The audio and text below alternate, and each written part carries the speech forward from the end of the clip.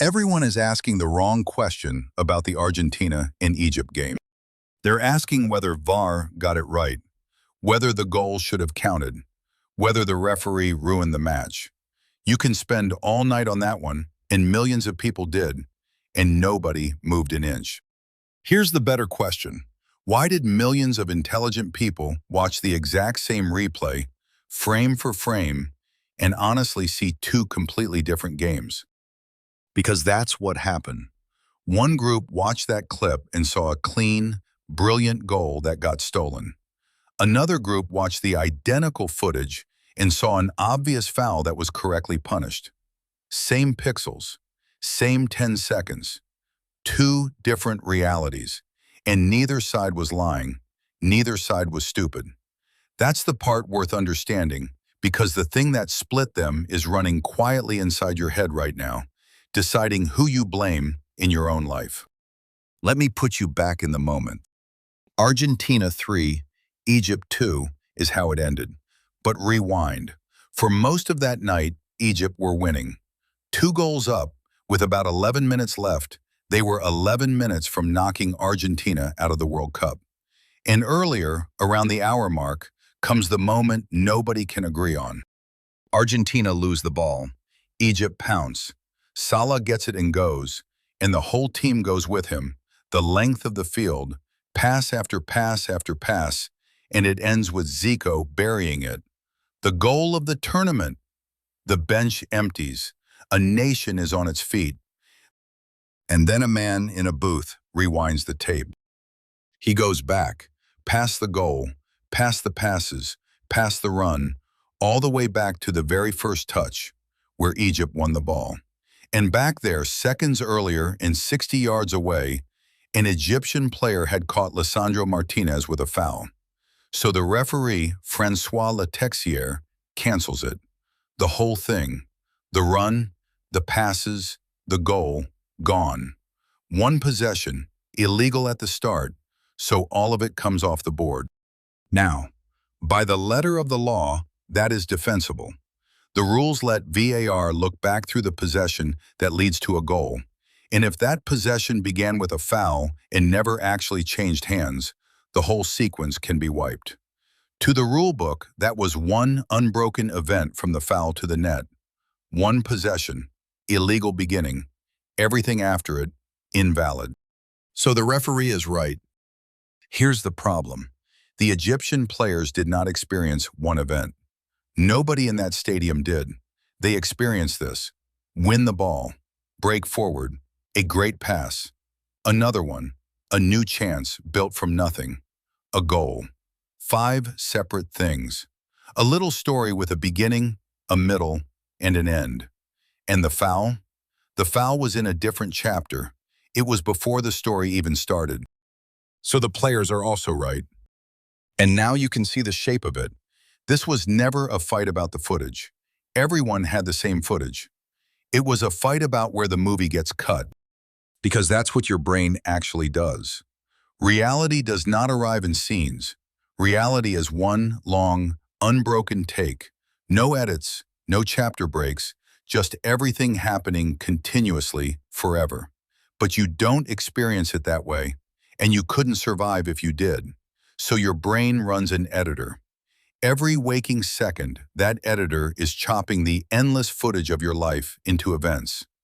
This is one thing that happened. That was a different thing. New scene, new scene. Psychologists have a name for this. They call it event segmentation.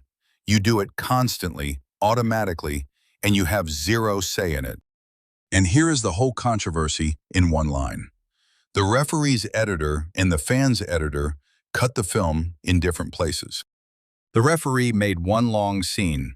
Ball one, all the way to goal, one take, and the foul is inside the shot. The fans made 5 short scenes, and the foul landed on the cutting room floor, back in a scene that had already ended. Same film, different cuts, completely different meaning. Now watch what decides where your brain makes the cut, because this is the good part. It's mostly time and distance. The further back something is, the more your brain wants to file it as over, as a separate scene, as not part of this. Think about how blame feels in your own body. Something goes wrong right now in front of you, and the cause is obvious and close and you feel it fully. But a cause from 10 seconds ago, 60 yards away, buried under 4 other things that happened since, that one feels faint. It feels like ancient history. It feels like a different scene. You can almost draw it as a curve. Fresh, close, right there, the sense of blame is high and sharp. Then time passes, distance grows, stuff piles on top, and it drops fast. That's not you being unfair. That's the standard human wiring. The pull backward gets weaker with every second and every yard. But the rulebook doesn't have that curve. The rulebook does not care that the foul felt like ancient history. To the law, a cause is a cause whether it happened half a second ago or 9 seconds and 60 yards ago. The law's line stays flat. Your brain's line falls off a cliff. And that gap right there is the whole thing. That is why this one hurt. Because here's the cruel twist, and it's almost too perfect. The exact thing that made the goal feel so clean is the exact thing that got it disallowed. The long run, Salah carrying it the length of the pitch, all those passes, all that distance is what made it feel like a brand new, self-made goal that had nothing to do with some scuffle way back near the halfway line.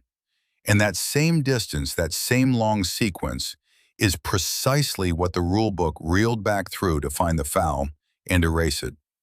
The beauty of the goal and the reason it died were the same 60 yards. There's one more layer, and it's why Egypt didn't just feel unlucky, they felt robbed. We don't judge fairness by the rules. We judge it by effort. When someone works for something, builds it, earns it with visible sweat, and then it's taken on a technicality, that violates something deep in us. It doesn't feel like a call. It feels like theft. Egypt didn't fluke that goal. They constructed it, the length of the field, with skill, under pressure, 11 minutes from the biggest result in their history. Every ounce of effort in that goal made the reversal feel more like a crime. The rulebook has no column for effort. Your heart has almost nothing else. So you've got a foul that felt like ancient history, a goal that felt self-made and earned, and a rule that flattens all of that into one cold word: possession. Of course, the two sides saw different games. They were running different editors on the same tape. And I know what you're thinking. Fine, football, VAR. But turn the camera around now, because you do this too. Not sometimes, all day. You do it every time you blame the last person in a chain and let the first one walk. The coworker who shipped the mistake gets the blame. The decision 3 weeks earlier that made the mistake inevitable? Ancient history, different scene, off the hook. Your brain cut the film right in front of the last guy and pinned it all on him. You do it in every fight that's supposedly about tonight. You think you're arguing about the thing that just happened. Your partner is still in a scene from 3 weeks ago, a foul you don't even remember committing, one your editor deleted the same night and theirs kept on a loop. You are not even watching the same movie. You never were. And you do it to yourself, both ways. You beat yourself up for where you are today, as if today's you caused it, when it was set in motion by a version of you a year ago that barely feels like the same person.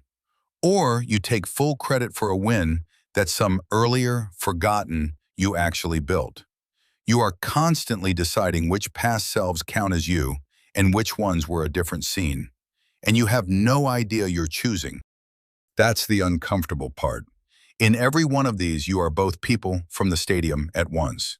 You are the referee, drawing one clean line and calling it the obvious truth. And you are the furious fan, certain that what came before has nothing to do with what happened now. You are both, always, and you almost never notice you've made a cut at all. You just feel the verdict and call it obvious. So here's what the Argentina and Egypt mess actually was. VAR didn't test the laws of football that night. It tested where the human brain draws the line between one event and the next. And it caught millions of us drawing it in totally different places, each of us swearing our line was the only sane one. You did not see what happened in that game. Neither did I. We saw where our brain decided to make the cut, and then we felt certain, and we called the certainty insight. So the next time it's obvious to you whose fault something is, obvious, no question, one clean line, one guilty party, stop for 1 second and find the edit. Ask where you started the scene. Ask what happened just before the part you're looking at. Ask who your editor quietly wrote out. Because you were never really watching what happened. You were watching where you made the cut. And once you can see the cut, you get to decide where it goes.